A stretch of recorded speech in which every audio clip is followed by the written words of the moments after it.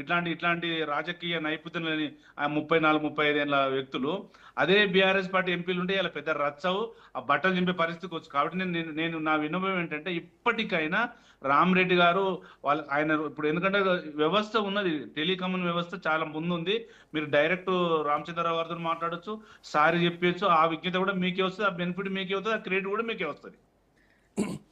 రామరెడ్డి గారు, ఇది political equation కాదు, ఇది పొలిటికల్ చర్చ కాదు, ఇది తెలంగాణకు సంబంధించినటువంటి చర్చ. తెలంగాణ ప్రజలు కూడా రెస్పాండ్. రేపు పొద్దున భారతీయ జనతా పార్టీ రాష్ట్రంలో అధికారంలోకి రావాలంటే ఇట్లాంటి ఎంపీలు ఇట్లాంటి వ్యాఖ్యలు మాట్లాడితే భారతీయ జనతా పార్టీకి కనీసం డిపాజిట్ కూడా రావు తెలంగాణలో. దీనిపైన ఖచ్చితంగా బీజేపీ రెస్పాండ్ కావాలి, ఎంపీలు రెస్పాండ్ కావాలి.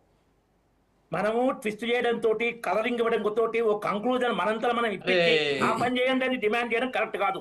ఎందుకు చేయొద్దు సార్? ఎందుకు చేయొద్దు? ఎందుకు చేయొద్దు సార్? ఎందుకు డిమాండ్ చేయొద్దు? ఎందుకు డిమాండ్ చేయొద్దు? రామరెడ్డి గారు, ఐ విల్ డెఫినెట్లీ డిబేట్. ఎందుకు డిమాండ్ చేయొద్దు? ఒక ప్రజల తరఫున ఇప్పుడు డిబేట్ ఇది నేను పొలిటికల్ డిబేట్ కండక్ట్ చేయట్లేదు.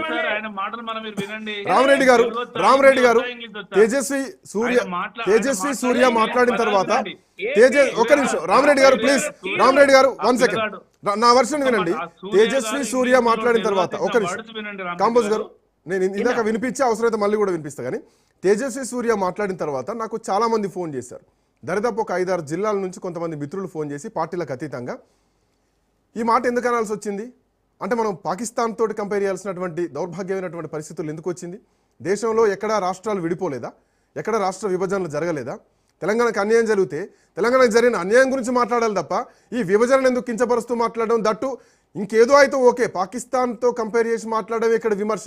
ఇది రాజకీయ పరంగా చేసే చర్చ కాదు, ఇది ప్రజాకోణంలో జరుగుతున్నటువంటి చర్చ. రామరెడ్డి గారు, దీన్ని ఎవరు వక్రీకరించారు? ఒక్కటండి సార్, తెలంగాణ అస్తిత్వాన్ని, తెలంగాణ పోరాటాన్ని అన్ని ప్రపంచం అంతా తలకెత్తుకుంటుందండి. ప్రపంచం అంతా కూడా, ప్రపంచం మొత్తంలో కూడా తెలంగాణ పోరాటాన్ని గురించి పుస్తకాలు రాస్తున్నారు.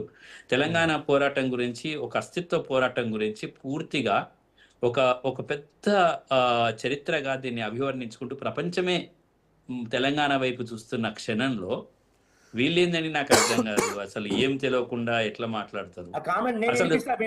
వినండి, ఆగండి, మీరు ఆగండి.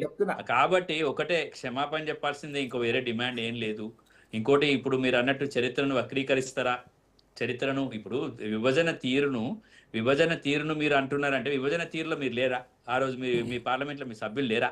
మీరు ఎక్కడ పోయినండి? సుష్మా స్వరాజ్ లేదా? అరే రాజ్యసభలో ఉన్నారండి. అరే దేవుడా, మళ్ళీ మీకు తెలియదు ఆ ప్రొసీడింగ్స్ చూడండి. ఆ విధంగా ఇంత ముందు ఏ రాష్ట్రం అన్నా విభజించబడిందా?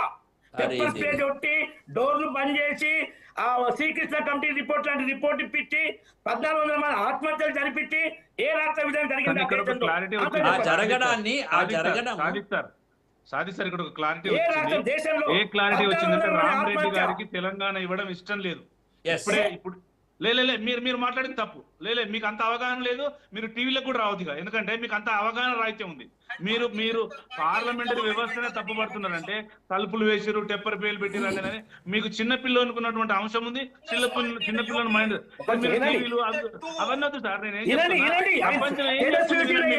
ప్రపంచం ఏం చెప్తుందో వినండి సార్. మీరు వీడియోలు చూపించుకున్న మాట, మీ ఏజ్ కి ఆ వీడియోలు చూపే అవసరం లేదు. ప్రపంచంలో ఏం మీరు కాకినాడ తీర్మానం అన్నారు, పార్లమెంట్ అన్నారు. The way of state divided is not in good position, is not in a good way. ఈ పదాలు వాడితే ఏ అభ్యంతరం ఉండకపోయేది.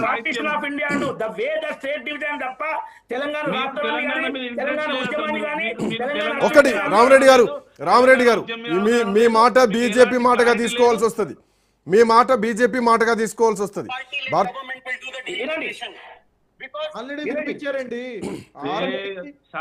సార్, ఇక్కడ కొత్తగా ఎవరు వినట్లేదు, నేను ఆల్రెడీ వినిపించిన.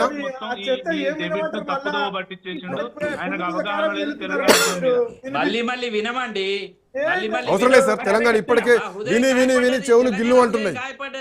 మళ్ళీ ఎందుకు వినిపిస్తాండి? అది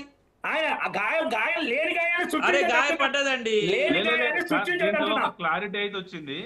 దీని మీద ఉన్నటువంటి క్లారిటీ ఏంటంటే బీజేపీ నాయకులకు కానీ మోడీ గారు కానీ సూర్య గారు ఆప్టికట్ కానీ అవగాహన రాహిత్యం, తెలంగాణ అంటే చిన్న చూపు. ఇప్పుడు ముగ్గురు మనుషులు నలుగురు మనుషులు మాట్లాడుతుంటే, ఒక ముగ్గురు గెస్టులు మాట్లాడుతుంటే మధ్యలో డిస్టర్బ్ చేయడం, ఏదో మాట్లాడడం